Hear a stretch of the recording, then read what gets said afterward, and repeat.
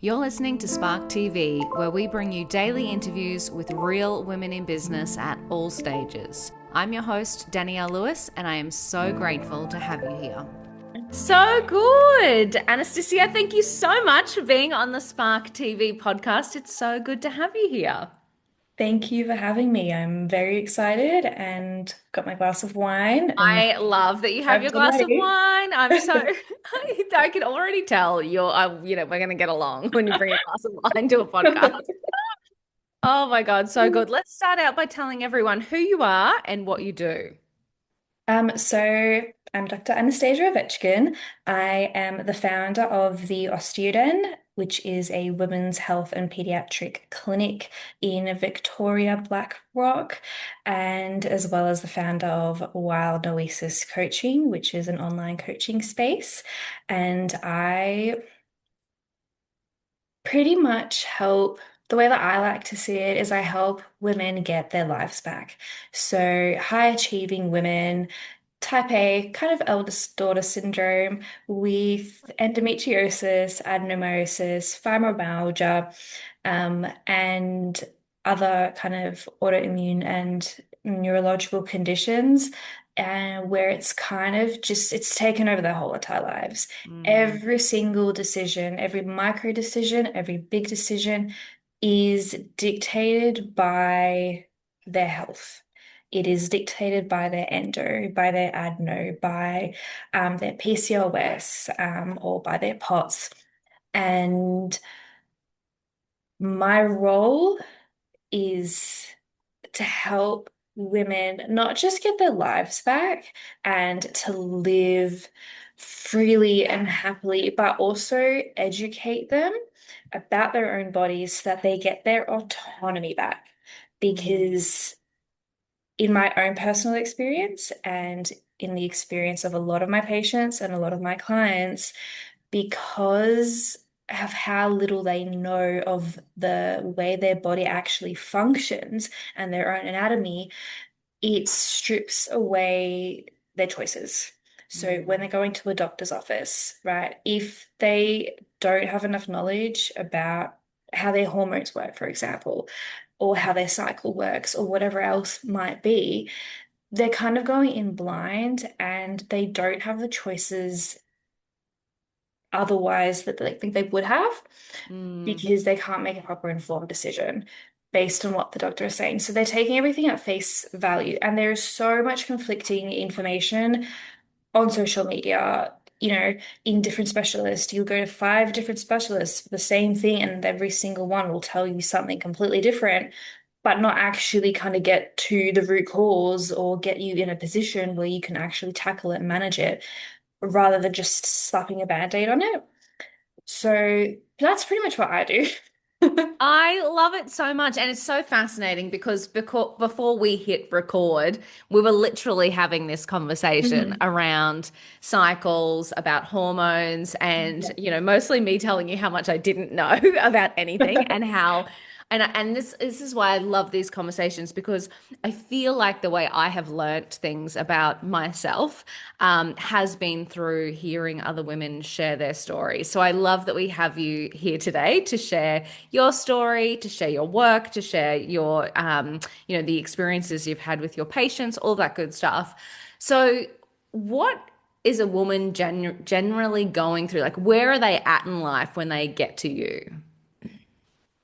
More often than not, they're at the point of they're just done. Mm, They feel like they've tried everything, and a lot of the time they have. They've been bounced around from one specialist to another specialist to another specialist without a proper team that are all mm, on the same page. So even just take a woman with endometriosis, for example. It's not just bad periods, bad cramping, heavy bleeding. It's joint pain, it's headaches, it's migraines, it's gut stuff, it's inflammation, it's there's so many components to it, but then you'll be sent to a gynecologist for the heavy bleeding and the cramps, and they'll be like, oh, go on the pill, here's the surgery, or have a baby. Do you know how? okay, this seriously pissed me off. Like I really I'm just don't worried about what you're agree. about to say. Oh my God. But some of them that, and I've heard this myself from so many gynos, and so many women come to me and they're like, my gyno with my endo just keeps telling me to get fucking pregnant. Whereas that when like there's no actual evidence where it's shown to have any statistical significance of changing how endometriosis manifests and shows up, Wow. right? And it's That's still one of the most insane. commonly given pieces of advice. Like women for endo are literally given three things. Go on the pill for the rest of your life, have a baby and see if that Oh helps. my God. Um, or have an operation, and the operation is kind of, so you've got two different types of operations, right? One where they kind of burn it off, the other one where they kind of cut it out at the root. But a lot of the time, it's kind of packaged as, it kind of won't really grow back. They don't really talk about scar tissue. So it's kind of packaged as this will help you, but Mm, not packaged well enough of open discussions of irritation, scar tissue, inflammation, regrowth as well. And then women after an operation expect to feel better, but like 3, 4 months down the line, they're like, I'm feeling fucking worse than I ever have. Why? mm. Right? So it's shit like that that really pisses me off. Like it genuinely really, really makes me angry because it's just yeah. I've been on the receiving end of it, which is kind of why I went Mm. into this space in the first place. But how frequently I hear it in this day and age, um, We deserve better, for God's sake, you know? it's just like I'm just so fucking sick of it. And Yeah. it's like the same old story, it's the same old narrative. And you'd think that, with modern day medicine and women seemingly having the same rights as men and all that kind of stuff, we'd get better care. But no, endometriosis, just one example, is still one of the most Mm, underfunded conditions, not just in Australia, but kind of globally. And it's one of the most prevalent. mm. And even then, the stats, I still don't believe the stats because the diagnostic criteria to be diagnosed with endo, a lot of the time requires a lap, so surgery to go in and explore. And Wow. if you don't get it, even though the likelihood of you having endometriosis might be high, you kind of not put on that statistical list. So, the current statistics for how many women have endometriosis, that is, in my opinion, a bit bullshitty, Probably but way too low. way too low. Yeah. Yeah. Um, I will be honest, I actually kind of remember your original question. Me either. Oh yeah. I know we were just getting mad about the world. No, so how I know I think you answered it because I was like, how do people like show up? Like when they get to you, like where's Well, a yeah, okay. woman actually at? So Just it is done. She's just when it done. does, she's done. But it makes so much sense, right? I mean, obviously your experience, obviously what we hear women be told, obviously we know there's so many instances of this, right? Where they don't Mm, test, drug tests, surgeries, like all of these different things, like in health, they don't test on women before actually prescribing to women. mm, That's only just starting to change now. But like for so long, anything to do with women has been underfunded or ignored. And I can imagine that women would just be done by the time that they get to you, mm. because this is what they've had to deal with their whole life. Yep. And it's the amount of women that I have had just bawl their eyes out I can from imagine. something as simple as, I hear you, this is your reality and your pain's real. We Yeah. haven't even gotten to the management part where we actually can manage it, right? We've just gotten to the part where I'm like, oh, okay, I believe you. Mm. And It's so sad. just that alone, a lot of the time with the women that come in, it just cracks something open and you can see just how much they've been dismissed, ignored, gaslit, but pretty much all there. specialists. And I'm not saying that everybody's like every specialist is a bad one because, I refer a fair few of my own patients to specific specialists, but I have my own vetting process and, um, you know, I wouldn't refer anyone to anyone I personally wouldn't see. Mm. So I'm not saying that everybody's crap out there. I'm just saying that the women that I am seeing and the pattern that I'm seeing is it's just like you said, we deserve better. We really, really do. Far out. So, how did you get into this? You obviously mentioned that you have had your own personal Mhm. experience with it, but obviously there's a little bit more of a backstory. So tell me everything. So I have a few of said conditions myself. I have stage 3 endometriosis, adenomyosis, fibromyalgia, and celiac and autoimmune Wow. condition as well. And I got my period very young at 8.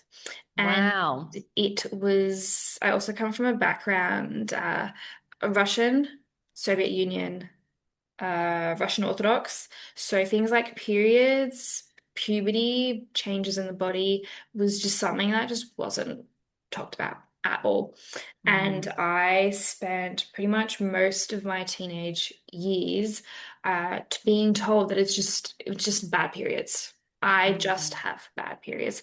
Despite, like, I barely graduated high school. I almost didn't because Wow. of how frequently I was not at school, right? It was a long time ago, but still. Yeah. And even through like with my family and the specialists that I was seeing, my doctors, they're like, oh, kind of once you kind of get to 18, your hormones will kind of settle and you'll be fine, right? And you'll be So another, just tough it out. just tough it out, right? You'll be Wow. fine, or it's really not that bad. Like, I couldn't toilet myself. I Mm, was, TMI, but I was literally pissing myself wow. during my periods, like on really, really intense endo flares that had zero bleeding. Right, I wasn't bleeding at all, but I was flaring up. Yeah. Um, because I couldn't walk the 5 paces to my toilet without blacking out, Holy shit. right? And that's quite common. So, and being told that it's just a bad period, or it will settle when you're a little bit older, or you kind of just have to tough it out, is very disturbing. Like when you think Mm, about it, and yeah. when you say it out loud, it's borderline psychotic, right? Like it's actually like crazy. It's absolutely psychotic. It's abuse, you know? Yeah. And then I was popped on the pill at a very young age. I believe I was about 15, 16 years old. That allowed me to barely scrape through high school and to barely scrape through uni. But that was kind of my experience.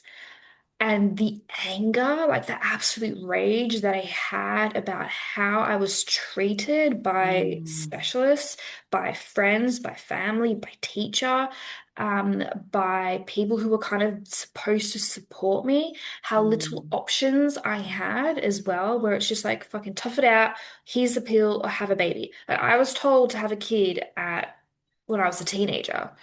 You're joking. No, Oh my God. right?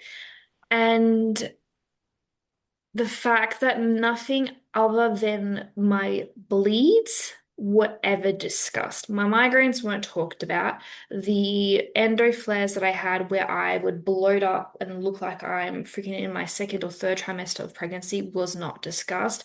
Food Mm, intolerances were not discussed. The constant nausea and the throwing up, and like nothing was really discussed other than it's bad periods, might be endo. I did end up having a series of surgeries that kind of just made it worse and worse and worse and worse every single time. And then I kind of just went down the rabbit hole. I just went down the rabbit hole of endometriosis, adenomyosis, PCOS, migraines, and even fibro, and that whole entire. And the more I dug into it, especially in my med degrees, is that every single one of those things is connected. Mm. Endometriosis is not a reproductive disorder. It is a full body systemic condition that not only functions like an autoimmune disease, but in a lot of ways it actually mimics how cancer and tumors present, Wow. right? You know, endometriosis lesions, they have their own blood supply, they have their own nerve supply, they can produce their own hormones, right? Wow. It spreads like cancer does. Yes, there are a few different, like differentiating factors, Yeah. but I found that when I make the comparison of a tumor and cancer and endometriosis, people are like, wow, that's actually serious. Look, yeah, Yeah. How we've only been telling you guys this for so long. right? Wow. Yeah. Why does something have to be compared to cancer Mm. for people to see that women have been suffering for decades? And just being brushed off or gaslit or ignored or being freaking told to go have a baby. Oh Oh my my God. God. So it was that really, really got me into the industry. But then in terms of business, if I can be super honest, I fucking hate being told what to do. I hate being The typical business micromanaged. owner. I hate it so much. I hate systems that do not align with the way I like things. And I just, like, full disclosure, the amount of contracts where I've been like a subcontractor or an employee that I have been fired from because of that is it's not even funny. Like it's I remember having a conversation with my dad about this years ago, and he's just like, this pattern keeps coming up. Maybe you need to reconsider your personality. I'm like, no, I just need to reconsider my environment and I need to Absolutely. I am create. not the problem. I am not the problem here.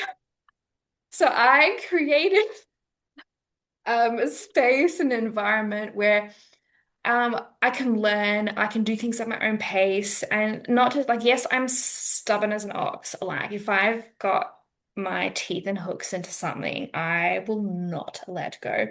But at the same time, if a person's like, okay, this is great, or what you're doing is really crap, this is how you can do it better. I'm like, okay, cool. All right. But I want to do it my way at my own Yeah. pace. Yep. Right. So I don't want to follow whatever weird delusional timeline you have in your head, unless it's actually valid. Like if it's a valid thing, I'll do it, right? I'll do it, or I'll delegate somebody to do it for you. But in terms of like business, that's just purely me just living in my own land. I love it. And I And actually think just, that it's wildly fascinating that you have that kind of personality and you've chosen to take on the system. You're obviously the type of person that doesn't want to work inside a system, but it takes someone like you to actually make change in a system that is yeah, broken. yeah. A long-term goal is, hopefully I can create enough movement, enough noise, and enough impact for the system to change and to, help other women find their voices as well and to find their Mm. anger, right? Because I feel like so many women's very righteous anger, by the way, is just smothered. It's Yeah. just smothered. We're told to just swallow it.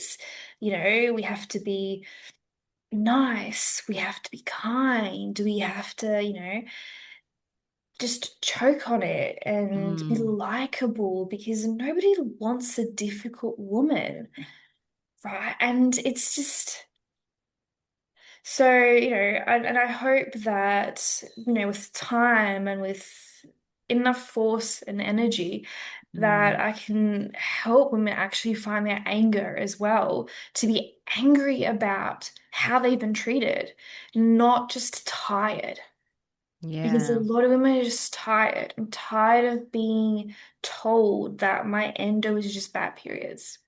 I am tired of being told that my pain is just it's just my life, Mm, right? So many women are tired, but not enough women are angry enough. I love that. So, is there hope?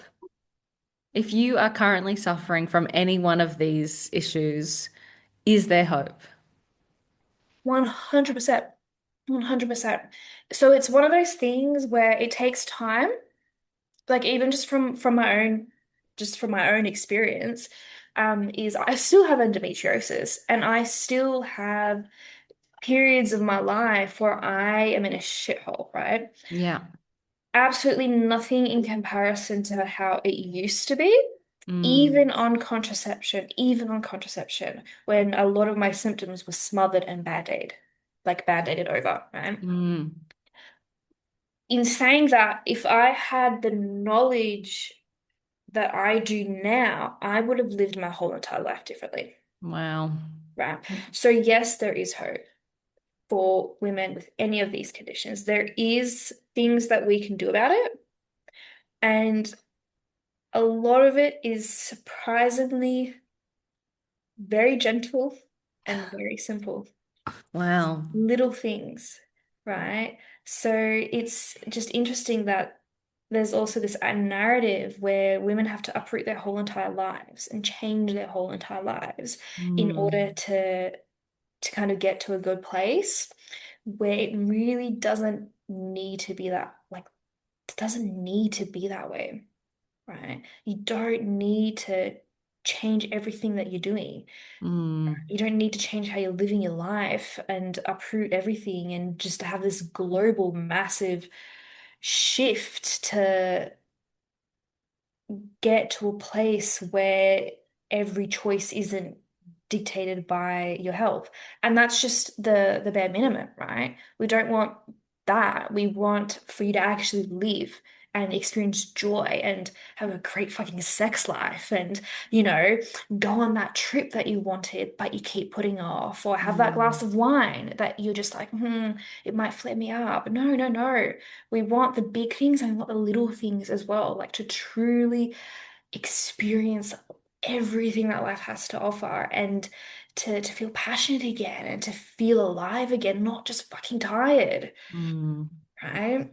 Um, but in saying that, a lot of the work that I do, both from the medical perspective, but also the how do I word this? The spiritual side of things, because there is a spiritual component, right? And, helping my patients and my clients unlearn certain patterns and internal narratives that have been hardwired through culture and society and environment.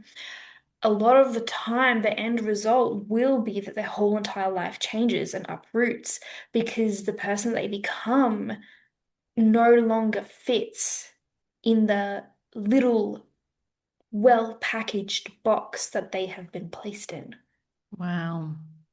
So while it does, you don't need to uproot your life to get to a good space, you do end up uprooting your life because being in a good space will mean that you don't fit into the old space. Wow. That is so interesting, isn't it? How um, realizing that, yeah, it's like it's almost the realization that you have self-worth, the realization that there is a solution, that you're not crazy, that the things that you want aren't unreasonable. It's almost when you have that realization, everything does change, and I see that not just obviously with health, but obviously with business, with money, Mm, with relationships. It's, yeah, you're right. It's like it's not about uprooting your whole life, but once you have the realization that you're enough, you end up uprooting your whole you life. do. I just, it's like a little hazard label that I have Yeah. sometimes. Like, if you work with me, I will not tell you to uproot your life, but there is a very high chance that you will uproot your life. Oh my God, that is incredible. I just love it so much because I just know that there are so many women listening to this right now who can relate to any one of those things, whether it be an actual health condition, whether it be, how they've been treated, how it's they're feeling, whatever it is. I know that there's at least one person listening that's like, holy shit, yes, that's me. So I do love that you're like, no, absolutely not. It just takes someone to listen to you, and there are strategies for a better life. And I think we can apply that to any problem that you're dealing with. You've got to find the right people and you've got to find the right team to surround yourself with. 100%. Yeah, 100%. Oh my God, My I love goodness, it. even cheers to that. Like, seriously, Cheers. Yes. Oh my God, that's so good. Mm. Yeah, if anyone is listening and just takes that one thing away, we've yeah, done our job today. yes, hands down. Oh, that is incredible. I love it. So, you talked about the reason you started your business is obviously because you didn't like being told what to do. I can relate. How has the journey been for you? So, has it all been smooth sailing? Oh God, no. Because not only are you like solving a problem and helping clients, you also have to like be a business owner and figure all Yeah. of that stuff out. Like, what's that journey been like for you? Oh my goodness, that is like just imagine you stranded in the middle of the ocean, turbulent water with like just a life raft that is made of air and Yes, you that don't is know how which it way is feels. up or down or where's the land and you're just like I am thirsty, I am hungry, I am tired. But it's been like zero regrets as just even from a personal growth perspective, I have Mm. changed and grown and learned so much about myself, about the world. It's been incredibly enriching, but also incredibly just um it's you've got it's the two sides of the same. I think my words aren't coming out right. I think I'm tipsy. Oh my God, It's woman. We haven't even got through one glass of wine yet. it's after my period, so I'm a little bit more lightweight than usual. Which is so funny. And we were talking about this before we Yeah, started. I was like, I didn't even know that could be a thing. But now that yeah, now that you've told me and I reflect on those moments, I'm like, oh, that's, a funny thing about a yeah, woman's body that you just don't learn about. yeah. No, but yes, your tolerance for alcohol and other things can shift depending on where you are at your cycle. And right now, I'm pretty much two-thirds away, like through my wine, and I can already feel. Well, we're nearly close to the end, so don't worry. Um, but yes, going back to your original question, it definitely has not been smooth sailing, and I definitely had to learn about a lot about myself Mm, because, I am still, I'm unlearning it still, but, typical eldest daughter type A, freaking autistic as hell personality. Um, but like actually autistic. And so much of when I initially started was me trying to do everything on my own mm, because I wanted to both learn at the same time of the things that I would later then delegate to other people so that I would have the skills. But also because I have been my whole entire life so used to doing everything on my own that when yeah, I went into business, I couldn't fathom ever not being on my own, yeah, and not having whether it's a team or a person to actually help me through not just decisions, but even certain tasks, or mm, to just bounce ideas off of. So I'd been so used to just stewing and solving and doing things by myself that translated into business. And then I also ran my business like a man initially because a mm, lot of the books, a lot of the advice, the podcasts, the this, the that, everything is tailored towards men a lot of the yeah, time. And just even from an anatomical point of view, we are fundamentally different to men. It's just pure, it's simple. Men and women, we are different. yeah. Does it make one any better than the other? I would be biased to say that yes, women are better. Um, No arguments here.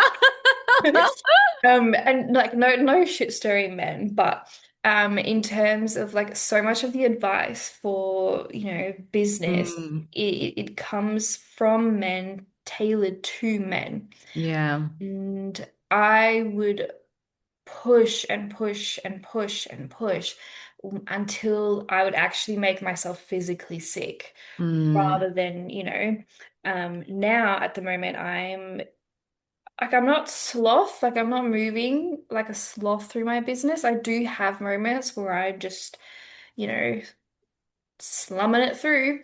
Um, yeah.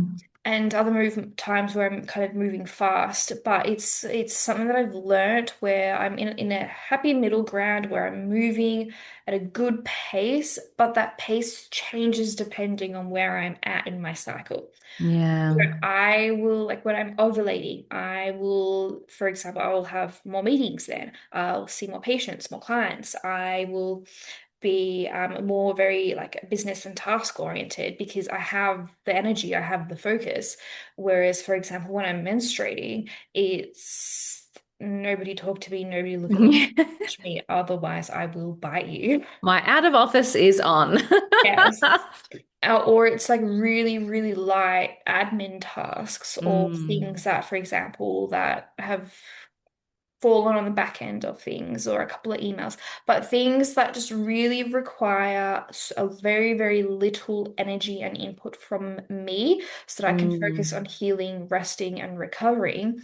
And so I will now run my business based on yes, routine and yes, discipline, but not like the 5 a.m. discipline every single day club, right? yeah. Mm, because that's just not how my body likes things. It's not how my body functions. Like you will not see me out of bed before 8 a.m. unless it's something super, super important. It just won't happen. Yeah. It just won't happen, right? And you won't see me doing anything productive after 10 a.m. because I like my slow mornings. I like my slow routine. So it's that's kind of been the biggest learning curve for me is that I'm not a man. I do not have to do things like a man. I do not have to do things alone. I can delegate. I can ask for help. I can have a team. I can have whatever the fuck I want. Oh, I love No? that so much. I know, and it's so fascinating. You're so right. I know even my experience, the first time I got into business was from reading The 4 Hour Work Week by Tim Ferriss. Yeah, So I've yeah, even done again, that. man, giving man advice. Yeah. And the other day, like the biggest shift I had was I did a podcast recording with this woman who, same story, push, push, push, hustle, hustle. And she's like, my definition of success changed. Now I know if I'm being successful based on if I have my slow mornings. And I was like, Hmm. holy shit, that is my new KPI. Slow Yes. mornings. The Yeah, morning. just no stress in the mornings. Just get Mm. up, have that coffee, go for a walk, like prioritize myself and 100. then get into the day. And if I get that, like that's a successful day. 100%. And like I find that on the days where I'm rushed in the morning for whatever reason, or like I don't get my walk in, or I don't get that little snippet of, because I will get a little bit of movement, a bit of maybe where it's a walk or some yoga, or I'll journal in the morning and I'll, prepare kind of for my day, like light. And it's like kind of light and aesthetic day preparation. Like I've got, Mm. oh my goodness, okay, I just have to share because like I love this. like, so I've got like a diary and it's beautiful. Oh, It's got my cute. initials in it. And then it's got like a slide in for my actual journal planner. Hmm. And it's honestly, it's so beautiful. Like it's so beautiful. And it's got it doesn't just have like a monthly planner. So this is kind of what a week and days worth of my planning would look like. Oh my God. That's Paper. stressing me out.